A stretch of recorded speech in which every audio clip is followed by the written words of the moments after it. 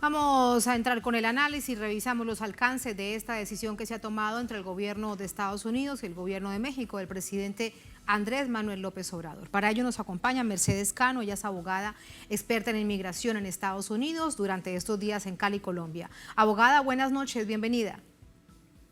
Buenas noches y muchas gracias por tenerme.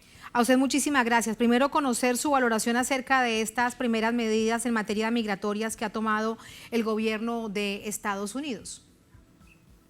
Muy problemáticas, Tatiana, muy problemáticas porque realmente no van al fondo del problema de la migración. Las personas que pueden llegar por avión a los Estados Unidos para pedir un asilo, obviamente no son los miles de personas que lo están haciendo a pie o que lo están haciendo por mar.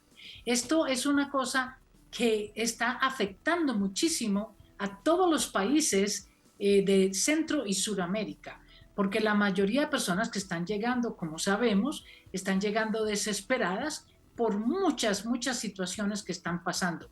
Cambio climático, como estamos viendo los huracanes, pescadores se están quedando sin dónde pescar, el bloqueo económico tanto a Venezuela como a Nicaragua y a Cuba. La situación del ser humano no es tan elegante ni tan próspera para usted poder llegar en un avión.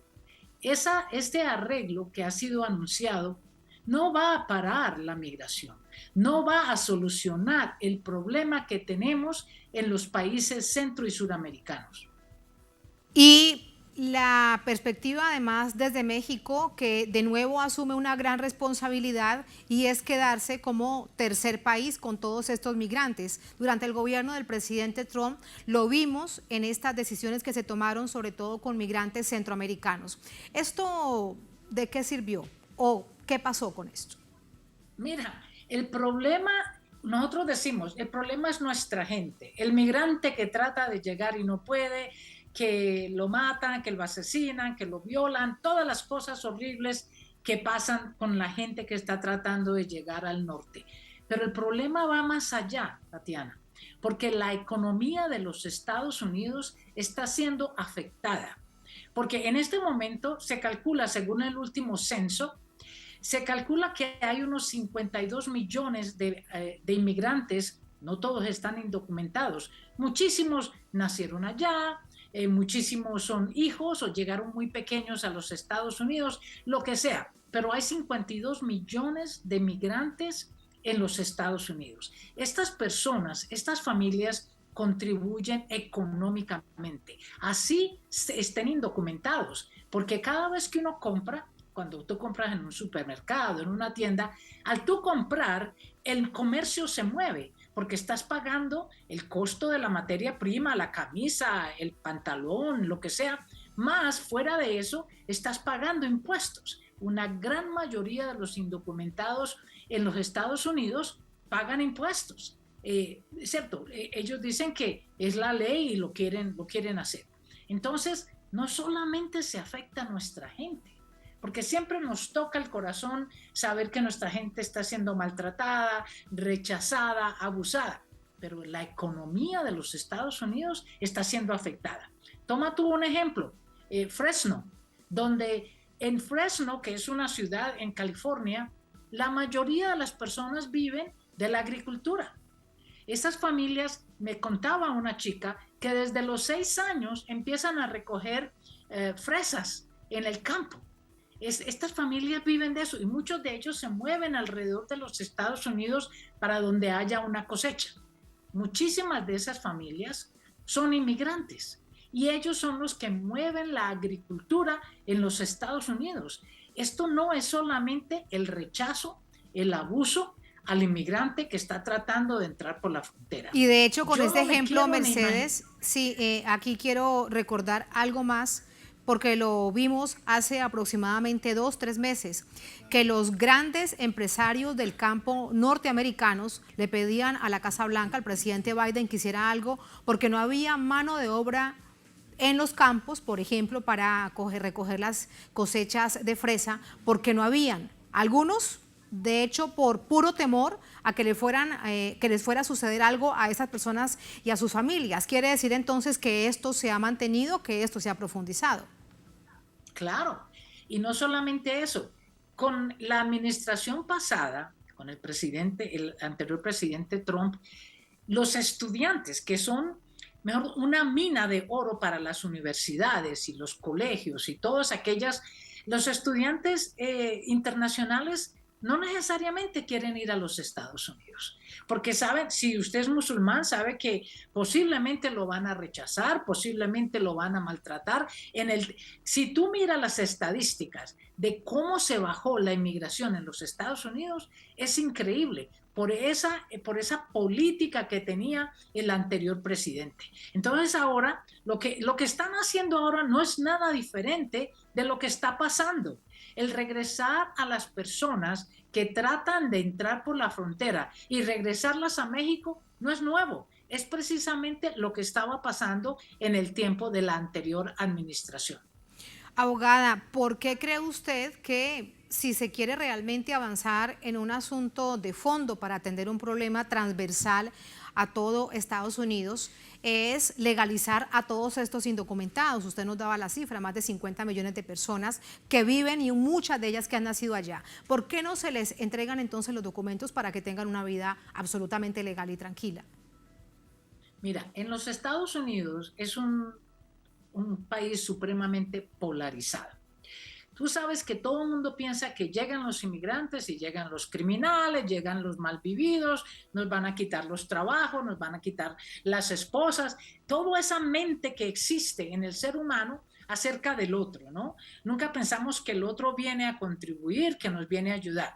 Entonces, en los Estados Unidos existe una polarización y la inmigración se ha vuelto una pelota donde dependiendo de quién sube y dependiendo de quién está en el mando, o nos odian o nos aman, o nos usan o no nos usan. Esto es una controversia que ha existido toda la vida ha existido, a pesar de que los Estados Unidos es un país que fue formado por inmigrantes y por esclavos, ¿no? Entonces, imagínate, qué controversia. Un país formado en los hombros de los inmigrantes, de los esclavos, y son los más maltratados. Es realmente muy paradójico. Y por último, abogada, para conocer su opinión sobre un asunto específico, entre estas decisiones sobre lo que se habló entre el gobierno de México y Estados Unidos, que estaba el control del tráfico de armas, que habrá que ver cómo se resuelve 2022-2023, el tráfico de México a Estados Unidos de fentanilo, por ejemplo, que suma también al problema de salud pública dentro de Estados Unidos con el uso de distintos tipos de drogas. Está en el tema de migración otorgar las 24,000 visas a venezolanos, pero que tengan acudientes dentro de Estados Unidos que ganen anualmente más de $23,000. Bueno, con su sonrisa me está diciendo usted casi que todo. Adelante. Eso es migración para bolsillos cargados.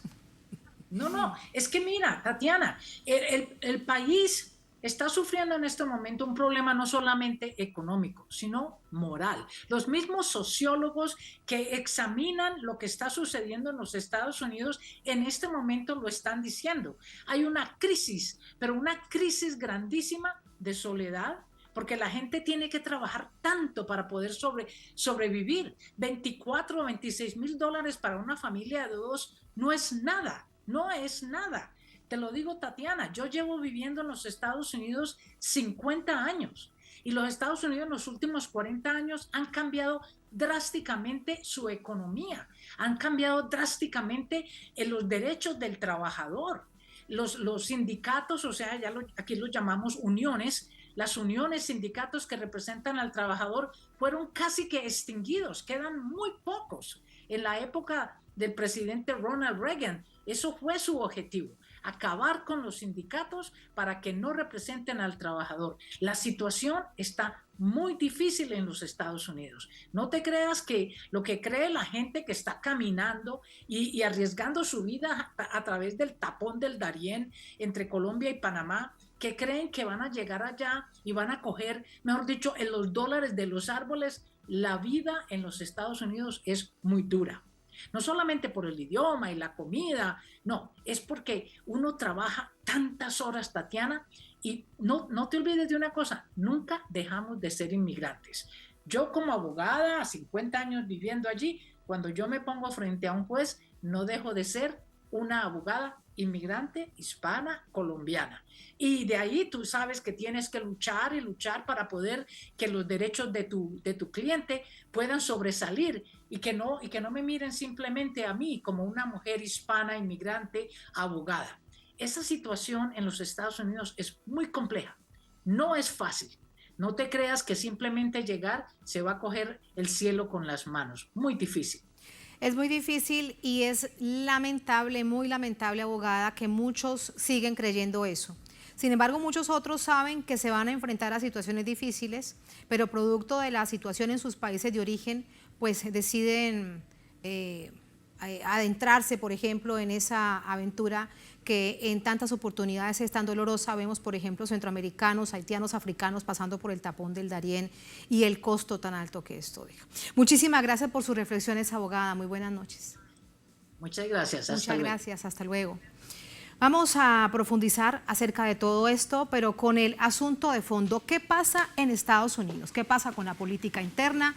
¿Qué pasa con la política exterior? ¿Qué pasa con esa política exterior para América Latina y para el resto del mundo? Bueno, para ello nos acompaña Ramón Gosfogel, sociólogo puertorriqueño, profesor en la Universidad de California, referente en las teorías de descolonización. Profesor, bienvenido. Buenas noches. Buenas noches, Un gusto muchas gracias. Conversar con usted. Muchas gracias, Tatiana, por la invitación. Muchas gracias a usted.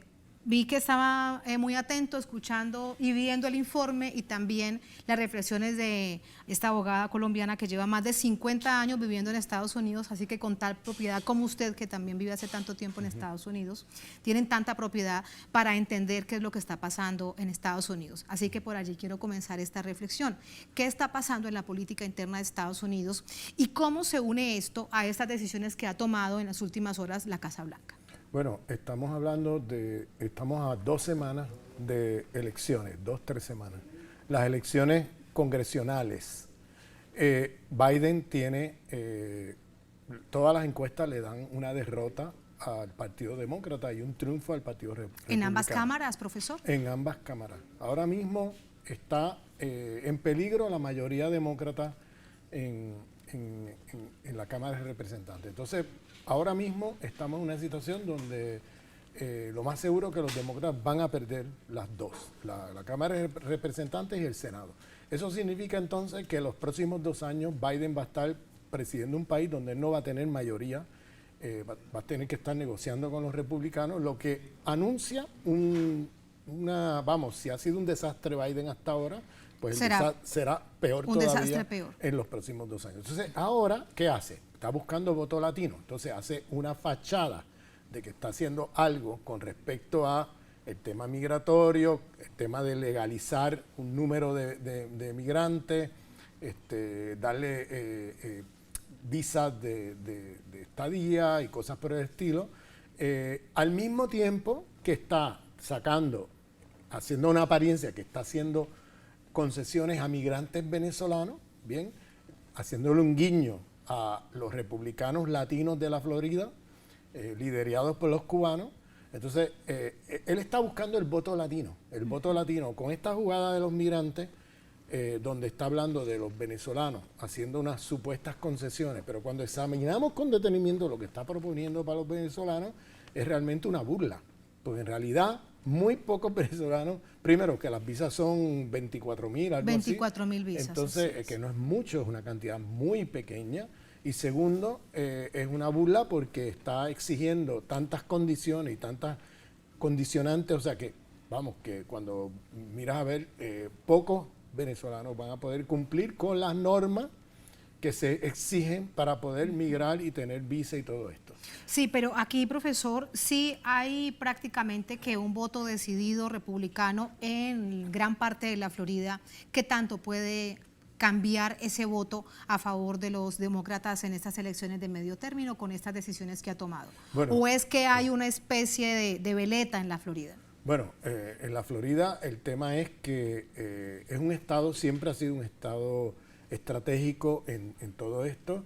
Ellos están tratando de asegurar el voto latino a como dé lugar, porque fíjate que por un lado hacen el guiño a los cubanos en Miami y a otros sectores que en Miami tienen posiciones pro-republicanas, o sea, en Miami y en la Florida, y tienes por el otro lado el guiño a los latinos en Estados Unidos, como diciendo, mira, estamos aquí negociando para poder ofrecer visas a los ilegales, para poder ofrecer una migración más organizada, etcétera. Y entonces eso es un guiño al voto latino, porque muchos latinos, millones de latinos que están observando cómo se comportan estos presidentes con respecto a los migrantes. Entonces, en eso, por ejemplo, el voto latino ha sido fundamental en términos siempre ha sido un voto anti-Trump, anti-xenofobia, antirracismo, ese tipo de cosas. Entonces él está tratando de hacer una fachada de cara a las elecciones de noviembre para tratar de obtener voto latino a como dé lugar, porque en realidad la tiene bastante perdida las elecciones como se avecinan. Hay muchos problemas dentro de Estados Unidos, pero en este momento, ¿cuál es el más grave que afecta tanto esta decadencia del gobierno y del presidente Biden en particular, incluso de su propia figura, que es tan cuestionada sobre su capacidad real para gobernar, profesor? El tema del petróleo, por ejemplo, ir a la gasolinera y que cada día cueste más el galón de gasolina. Sí, se ha doblado el costo de la gasolina a causa de la política exterior de Biden con respecto a la provocación que han hecho en Ucrania, donde han provocado una guerra allí. Y digo provocado y fabricada porque es una cosa conocida en Estados Unidos. El informe de la RAND Corporation, que fue publicado desde el 2019, que ahí está todo el libreto de lo que estamos viendo hoy en Ucrania. Es decir, Estados Unidos provoca esa guerra, provoca a Rusia, poniendo en juego la seguridad de la Federación Rusa, que no le quedó otra a la Federación Rusa que intervenir en Ucrania, porque como sabemos, ahí se hizo un golpe de Estado nazi, cuyo objetivo es el exterminio de poblaciones de origen ruso que llevan una guerra de 8 años. Esto no es una guerra nueva. Así es. Entonces, ahora han provocado esta guerra con el objetivo de sacar las empresas rusas del mercado europeo y recolonizar Europa. Ese es el objetivo. Claro. Sí. Permítame preguntarle con esta reflexión que usted hace. El objetivo entonces no es acabar a Rusia y debilitar directamente a China, sino buscar una manera, digamos, de nueva colonización de Estados Unidos sobre Europa. Bueno, el objetivo va obviamente contra China, debilitar a China, debilitar a Rusia, pero lo que ellos quieren es recuperar mercados perdidos, en este caso el mercado europeo.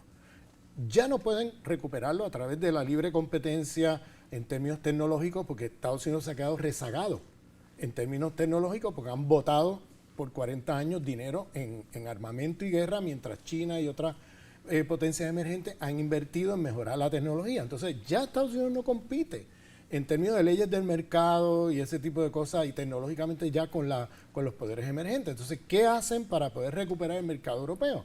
Bueno, provocar esa guerra, meterle sanciones a las empresas rusas.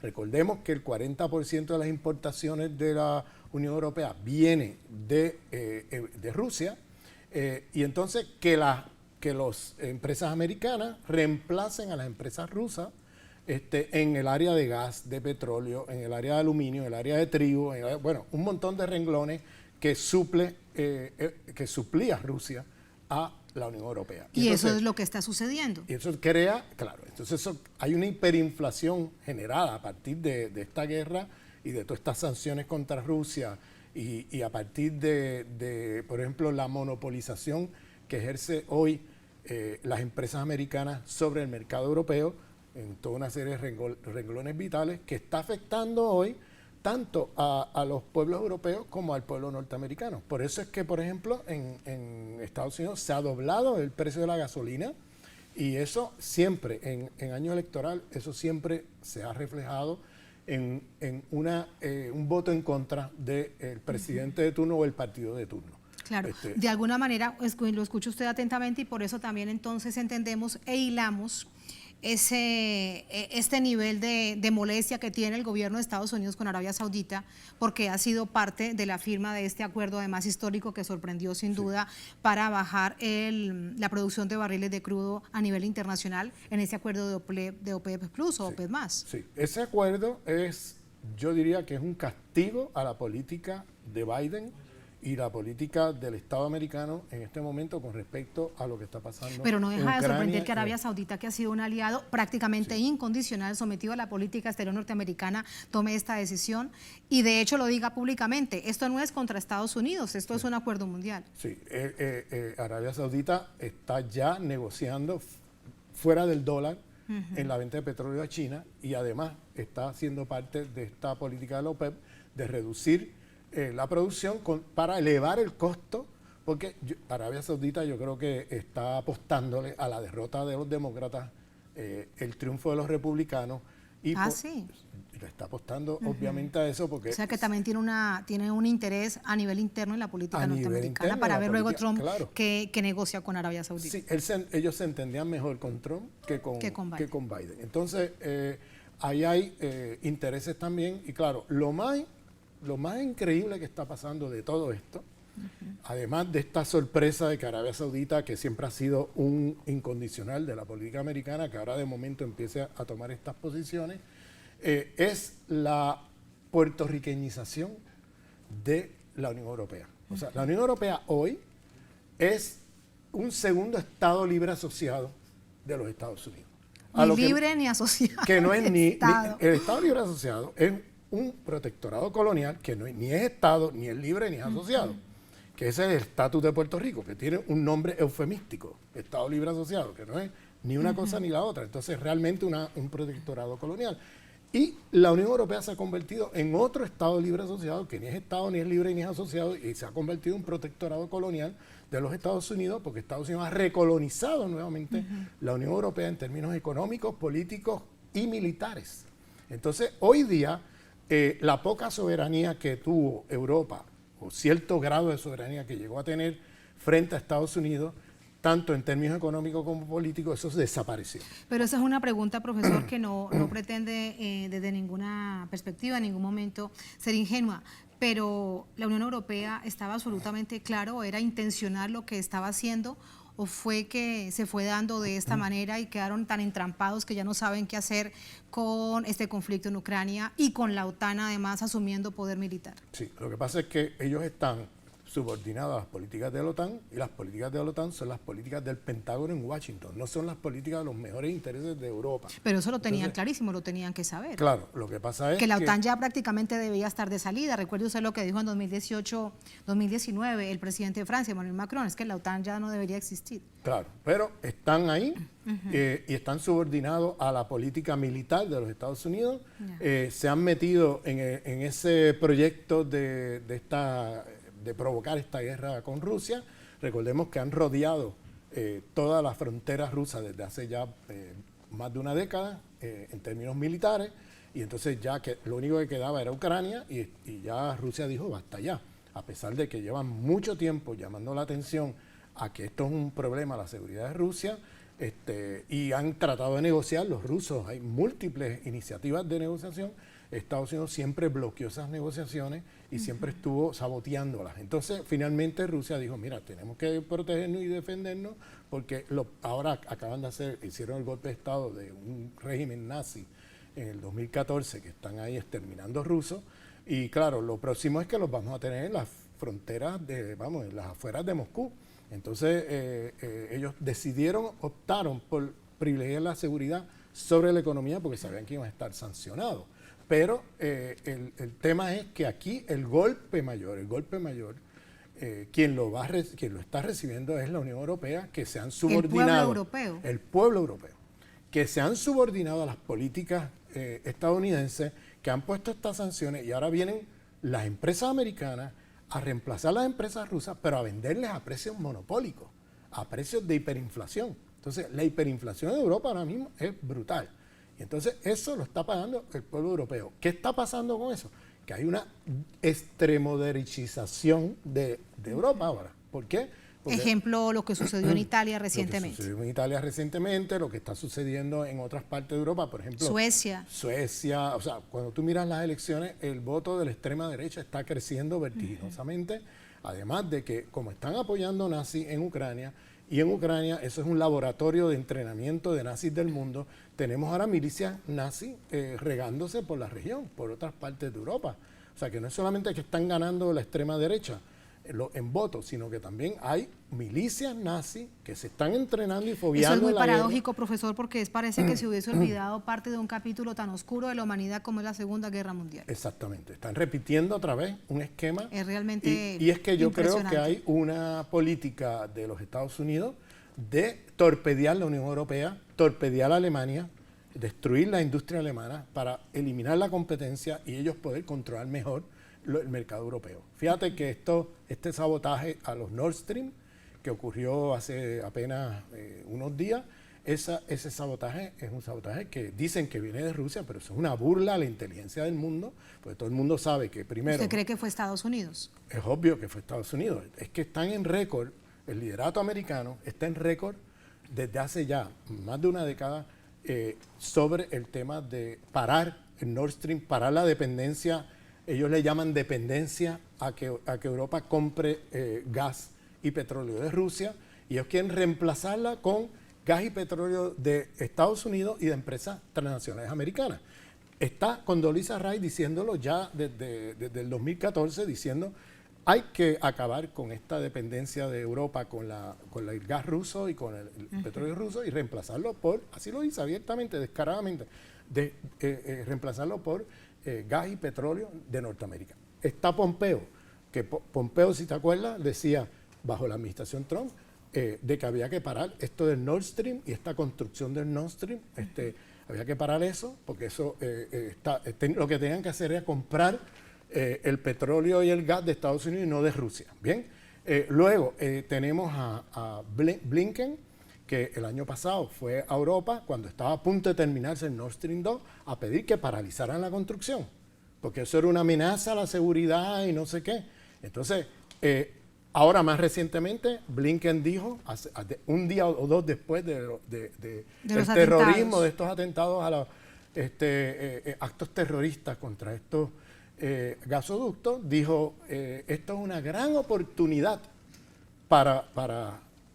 económica, porque ahora por fin Europa no va a depender más del gas de Rusia y va a comprar el gas de los Estados Unidos. Fíjate que el atentado ocurrió el mismo día que están inaugurando el Baltic Pipe, que era un gasoducto que viene de Noruega, el mismo día que lo inauguran con gas de Noruega y gas americano para entrar a territorio europeo, a Polonia, para Alemania, para todos estos sitios.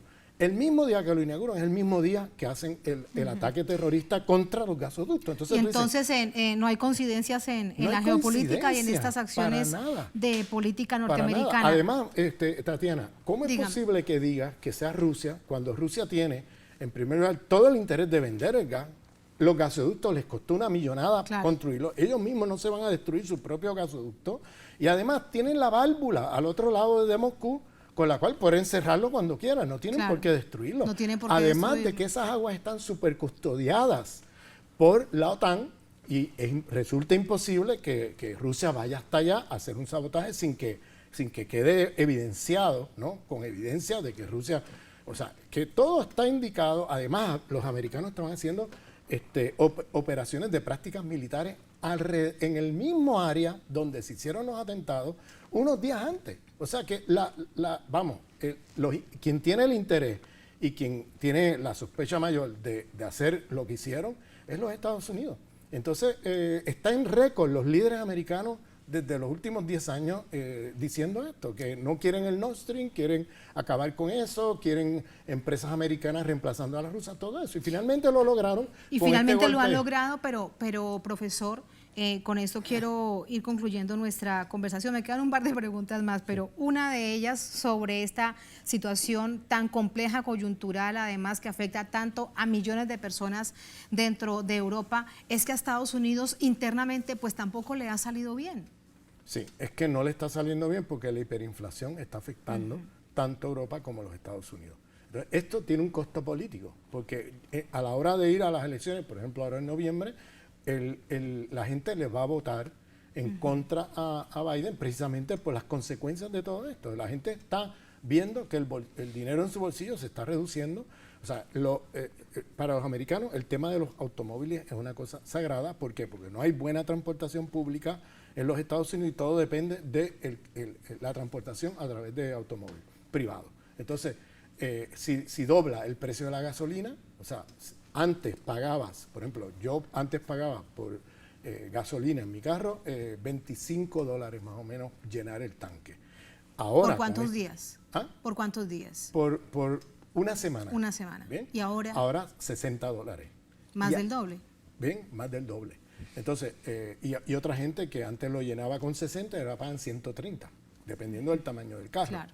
Pero es un dineral lo que estamos hablando. Entonces, eso lo castiga fuertemente el público y electorado americano cada vez que hay elecciones. Sí, todo eso lo que está haciendo el gobierno norteamericano, pensando en las elecciones de medio término, al paso que va, de acuerdo a su reflexión y expertos que nos han hablado, pues 2 cámaras se van a perder. Sí. Por último, en un asunto que usted es experto, teoría de la descolonización, sí. Todo este momento tan complejo que vive Estados Unidos, que vive el mundo en general, ¿hacia dónde nos lleva desde esa perspectiva? Bueno, yo creo que es una oportunidad para el pensamiento descolonial y para la lucha por la descolonización del mundo de independizarnos de esos poderes que están llevando al mundo a un desastre. O sea, independizarnos hacia esa segunda independencia que América Latina añora desde la Revolución Cubana para acá, que es finalmente realizar esa segunda emancipación, segunda independencia, que haga que nuestros pueblos rompan con los lazos neocoloniales